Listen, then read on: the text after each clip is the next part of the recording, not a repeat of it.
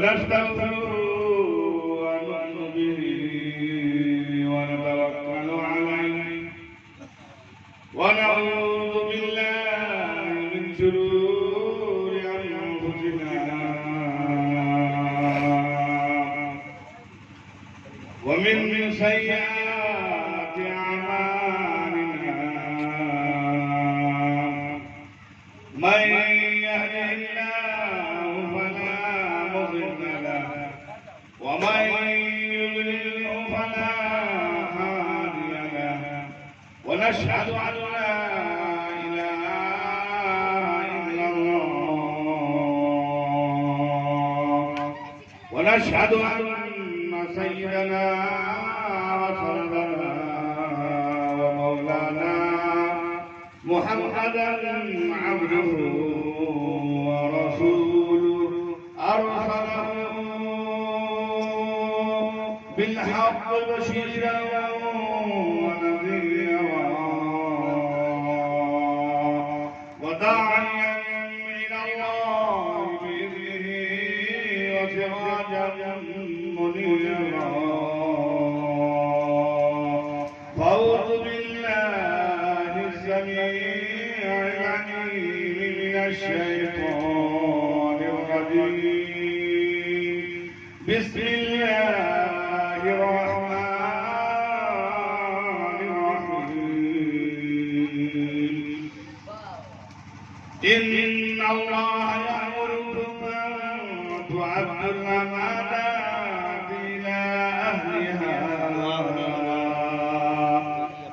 وقال النبي صلى الله عليه وسلم اطلبوا العلم ولو كان بالسين وقال النبي صلى الله عليه وسلم كلكم راعي وكلكم مسؤول عن رعيته أو كما قال عليه الصلاة والسلام صدق الله العظيم وصدق رسوله النبي الكريم نحن على ذلك لمن الشاهدين والشاكرين والحمد لله رب العالمين محترم सामीन मुअज़्ज़ज़ हाज़िरीन स्टेज पर जलवा फरोज़ उलमाए किराम शुअराए निज़ाम बाशिर लगाने मिसरोली आप बहुत बहुत मुबारकबाद कि आपके महल्ले के बच्चों ने जो प्रोग्राम पेश किया है यकीनी तौर पर काबिले फख्र है काबिले दाद है असातिज़ा ने जो मेहनत की है वो भी काबिले मुबारकबाद है हज़रत मौलाना अली मियां नदवी रहमतुल्लाह अलैह ने लिखा कि किसी भी बच्चे को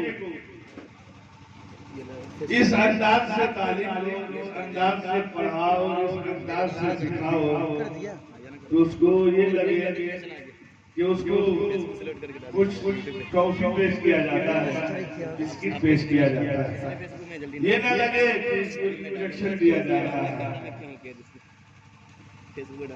यहाँ जो बच्चों ने प्रोग्राम पेश किया है यकीनी तौर पर इसमें यहाँ के जो असातिज़ा हैं बहुत वरना स्टेज पर आकर के बोलना ये मामूली बात नहीं है। यहाँ बड़े बड़ों के पैरों के नीचे से जमीन खिसक जाती है और कदम के अंदर जुल्मी आ जाती है, लड़खड़ाहट आ जाती है। छोटे छोटे बच्चों ने बहुत ही एहतमाम के साथ और बेबाकी के साथ हौसले के साथ जो प्रोग्राम पेश किया है इसके पीछे बहुत मेहनत कर पड़ा है। एक बच्चे को आप कोई दवाई दे रहे हैं, अगर इंजेक्शन की शक्ल में देंगे तो वो बच्चा भागेगा, नहीं लेगा। वही दवा को अगर आप टॉफी की शक्ल में दे दीजिएगा तो वो मांग मांग करके खाएगा। तो यहाँ जो मेहनत की गई है उसी अंदाज से मेहनत की गई है। बच्चों की दिलचस्पी भी देख रहा हूँ, काफी बढ़ चढ़ करके है। अल्लाह मजीद फजीद अल्लाह और इस इदारे को तरक्की अता फरमाए, असातिज़ा को जज़ाए खैर अता फरमाए, और बाशिंदगाने मिसरौली को अल्लाह रब्बुल इज्जत खूब खूब जज़ाए खैर अता फरमाए। मेरे दोस्तों बुजुर्गों, आप ये समझिए, यहाँ पर बैलून से सजाया गया है स्टेज, इसके अंदर हवा है, और एक बैलून वो होता है जिसके अंदर गैस भरा जाता है। उस बैलून को अगर आप छोड़ दीजिएगा तो वो बैलून जमीन पर नहीं ठहरता है। क्या हाफिज सईद साहब, वो बैलून नहीं ठहरेगा, वो ऊपर उड़ जाएगा। इल्म और तालीम वही गैस है। जिस बच्चे के अंदर वो तालीम और इल्म आ गया, उसकी तरक्की से कोई नहीं रोक सकता, वो आगे बढ़ जाएगा। इसलिए मेरे दोस्तों बुजुर्गों, बच्चों की तालीम में जर्रा बराबर भी कंप्रोमाइज नहीं कीजिए। जब कांग्रेस की हुकूमत थी तो सचर कमेटी की रिपोर्ट ने ये बतलाया कि मुसलमान बच्चे दीनी तालीम कितने हासिल करते हैं, तो रिपोर्ट में बतलाया गया कि 3%, सिर्फ 3% बच्चे मुसलमानों के दीनी तालीम हासिल करते हैं, बाकी 97% जो है वो दीन की तालीम से दूर है। आप अंदाजा लगाइए कि हम दीनी तालीम से कितना दूर हैं, किस कदर कमी है हमारे अंदर। सरकार मदीना ने उस जमाने में फरमाया था कि इल्म हासिल करो अगरचे चीन जाना पड़े। उस जमाने में चीन जाना कितना दुश्वार होगा। आज तो हमारे पास बहुत सारे जराए हैं, बहुत सारी सवारियां हैं, लेकिन उस जमाने में जब पैदल इंसान सफर करता था, उस जमाने में सरकार मदीना ने फरमाया कि इल्म अगरचे चीन जाकर के हासिल करना पड़े, लेकिन जाओ। उसकी अहमियत का अंदाजा है मेरे दोस्तों बुजुर्गों। चुनांचे मैंने कुरान करीम की आयत तिलावत किया कि इन्नल्लाह यामुरुकुम अन तुअद्दुल अमानात। अमानत से क्या मुराद है? हमने अमानत को मफहूम खास समझ लिया, खास मफहूम मुराद ले लिया, जबकि मुफस्सिरीन किराम ने उसके मफहूम में वुसाअत को बयान फरमाया। परवरदिगार का फरमान इन्नल्लाह यामुरुकुम अन तुअद्दुल अमानात। परवरदिगार ने हुक्म दिया है, लोगों अपने अमानत को अमानत वाले तक पहुंचा दिया करो, अमानत में खयानत न किया करो। फरमाया परवरदिगार ने किसी को गांव का जिम्मेदार बनाया, गांव उसके पास अमानत है। परवरदिगार ने किसी को अगर घर का जिम्मेदार बनाया, घर उसके पास अमानत है। परवरदिगार ने किसी को मस्जिद का जिम्मेदार बनाया, मस्जिद उसके पास अमानत है। परवरदिगार ने किसी को मदरसे का जिम्मेदार बनाया, मदरसा उसके पास अमानत है। और परवरदिगार ने किसी को साहिब औलाद बनाया, औलाद उसके पास अमानत है। औलाद अमानत है, अगर हमने उसको दीनी तालीम नहीं दिया, सही तरबियत नहीं दिया, तो परवरदिगार की यहाँ मुआवजा होगा, हमारी पकड़ होगी। आखिर क्या वजह है? हजरत याकूब अलैहिस्सलाम आखिरी वक्त में मरदुल मौत में मुब्तला है, लेकिन फिक्रमंद है। कुरान बयान करता है, अम कुंतुम शुहदा इद हदर याकूब अल मौत। आखिरी वक्त में हजरत याकूब अलैहिस्सलाम ने अपने तमाम बेटों को बुलाया, यकजा किया, जमा किया, सवाल कर दिया, ओ मेरे बेटो, जिगर पारो रखते जिगरो, जरा ये बतला दो, मेरे जाने के बाद तुम किसकी इबादत करोगे, किसके सामने जबीन नियाज को झुकाओगे, किसके सामने बंदगी करोगे, किसकी इबादत करोगे? तमाम बेटों ने बैक जुबान होकर के जवाब दिया, कालू नाबुदु इलाहका व इलाहा आबाइक। अब्बा, हम उन्हीं की इबादत करेंगे जिनकी आपने इबादत किया, जिनकी बंदगी आपने की है, जिनके सामने आपने पेशानी झुकाया, हम लोग भी उन्हीं के सामने झुकाएंगे। अल्लाह अकबर। परवरदिगार का फरमान है, ओ मेरे बंदो, तुम खुद भी जहन्नम की आग से बचो और अपने अहलो अयाल को भी जहन्नम की आग से बचाओ। कू अनफुसकुम व अहलीकुम नारा। आप जरा ये बतलाइए, अगर मोहल्ले में कहीं आग जल रही है, हमारे बच्चे ना समझी में अगर उधर भाग रहे हैं, उधर दौड़ रहे हैं, हम देख रहे हैं, मना कर रहे हैं, फिर भी बच्चे नहीं मान रहे हैं, आग के जानिब बढ़ रहे हैं, लपक रहे हैं, क्या हम लोग खामोश हो जाएंगे, छोड़ देंगे और हम बड़ी हो जाएंगे ये कह करके कि हमने मना कर दिया था लेकिन फिर भी नहीं माना, मैं क्या कर सकता हूँ? बच सकते हैं? नहीं बच सकते। वहां हम क्या करेंगे?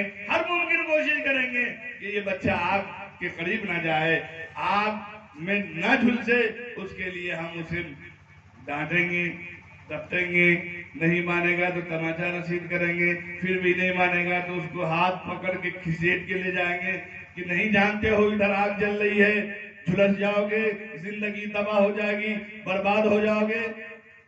यहां तक कर सकते हैं। ये दुनिया भी आग के लिए हम इतना कर सकते हैं अपने बाल बच्चों के लिए। तो अल्लाह रब्बुल इज्जत का हुक्म है कि तुम अपने आप को जहन्नम की आग से, अपने आल औलाद को बचाओ। उसके लिए हम क्या कर रहे हैं भाई? हम कितनी फिक्र रखते हैं अपने बाल बच्चों के बेहद। अल्लाह अकबर। हजरत अली करमल्लाहु वजहू से पूछा कि हम अपने बाल बच्चों को दुनियादारी में लगा दे, ये तालीम में लगाए, काम में लगा दे, माल के हुसूल में लगा दे, या तालीम के हुसूल में लगाए? तो फरमाया नहीं नहीं, ऐसा नहीं करो, माल के हुसूल में मत लगाओ, तालीम के हुसूल में लगाओ। इसलिए जिसके पास इल्म है, तालीम है, उसके जरिए से माल तो आ जाएगा, लेकिन जिसके पास माल है वो माल के जरिए से चाहेगा कि हम तालीम और सलाहियत पैदा कर लें, वो नहीं हो सकता। जिसके पास तालीम है तो तालीम और इल्म उसकी हिफाजत, उससे उसकी हिफाजत होगी, और जिसके पास माल है तो माल को उसको खुद हिफाजत करना पड़ेगा। माल आदमी को नहीं बचाता है, बल्कि माल को आदमी बचाता है, हिफाजत करता है। माल आने से, दौलत आने से बहुत से हासिदीन पैदा होते हैं, जबकि इल्म आएगा तो बहुत से चाहने वाले आएंगे, मोहब्बत करने वाले आएंगे। मेरे दोस्तों बुजुर्गों, इसलिए बच्चों की तालीम में कोई कम्प्रोमाइज नहीं कीजिए। कम खाइए, लेकिन बच्चों को चाहे जो भी तालीम हो, दीनी तालीम हो, दुनियावी तालीम, पहले दीनी तालीम दीजिए। ये तो अल्लाह और उसके रसूल सल्लल्लाहु अलैहि वसल्लम का हुक्म है। अगर उसमें कोताही किया हमने तो ये हमसे सवाल होगा, पूछा जाएगा। ये छोटे छोटे बच्चे कयामत के दिन हमारे दामन पकड़ेंगे, दामन थामेंगे, परवरदिगार की यहाँ गवाह, परवरदिगार की यहाँ सवाल रख देंगे, रब्बना इन्ना अताना सादतना व कुबराना फादल्लूना सबीला। इलाही, ये मेरे बड़े बाप हैं, चचा हैं, दादा है, नाना है, इन्होंने जो जो काम कहा हमने करके दिखलाया, जहां जहां जाने के लिए कहा हमने जाकर दिखलाया, जो जो हुक्म दिया हमने बजा कर दिखलाया। इलाही, अगर ये दीनदारी का हुक्म करते हैं मैं भी दीनदार होता, अगर वो कुरान की तालीम की फिक्र करते हैं मैं भी हामिद कुरान होता, मैं भी गाती होता, मैं भी हाजी होता। रब्बना आतिहिम ज़िफ़ैन मिनल अज़ाब। इलाही, सारा कसूर इनका, सारी गलती इनकी है, इनको दोहरी सजा दीजिए। हमारी कोई गलती नहीं है, सारा इल्जाम हमारे ऊपर ये बच्चे डाल देंगे। इलाही, हमने इनके बातों के मुताबिक जिंदगी गुजारी है, ये सही रहनुमाई नहीं किया, सही तालीम नहीं दिया। सरकारे मदीना मोहम्मद रसूलुल्लाह सल्लल्लाहु अलैहि वसल्लम ने फरमाया, कुल्लुकुम राई वकुल्लुकुम मसऊलुन अन रइयतिही। ऐ लोगों, तुम में का हर शख्स निगरान है, चरवाहा है, जिम्मेदार है। उसकी निगरानी के बारे में, मातहत के बारे में, जुर्रियत के बारे में सवाल किया जाएगा, पूछा जाएगा। अगर कोई किसी की खेत, किसी की बकरी अगर चर जाती है तो साहिब खेत आकर के बकरी से नहीं सवाल करता है बकरी काहे खेत चर गई, बल्कि बकरी के जिम्मेदार